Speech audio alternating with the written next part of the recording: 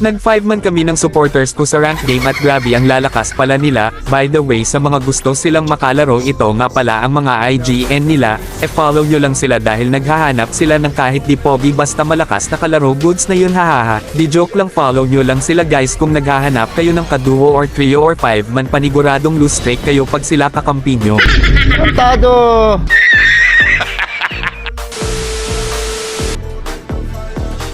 Dalaw pogi.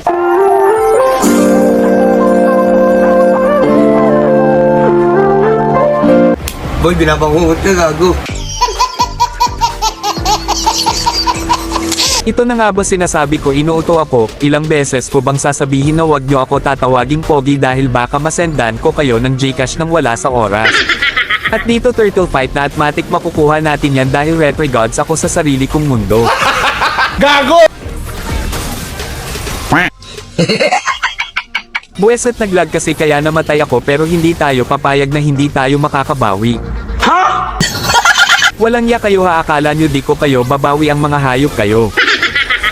Lalo na tong Vexana, o ito talaga ang isa sa dahilan kaya namatay ako. Grabe ang crowd control ng lopong ito, kaya yari ka sakin ngayon.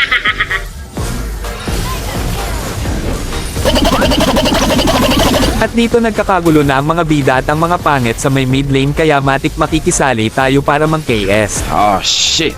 Here we go again.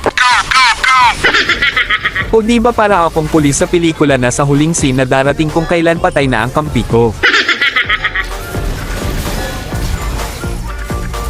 Akala ni Ixia dito na safe na siya, ang di niya alam na kahit tore pinapasok ko pag si Son ang ginamit ko.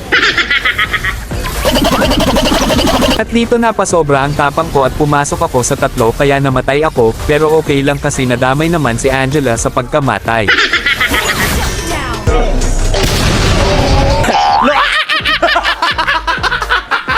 Sorry Angela Lodi, kung makikita mo ito nadamay ka patuloy sa kalokohan ko.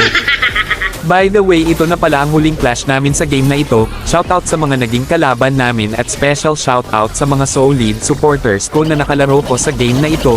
Sana ma-lose streak kayo mamaya, damay-damay na to, hahaha. By the way, sa mga gusto akong makalaro, follow nyo lang ako sa ML Denel TV. Nakikipaglaro ako sa mga supporters ko pag di ako busy, kaya e-open nyo na ML nyo at e-follow ako ng ma-lose streak tayong lahat.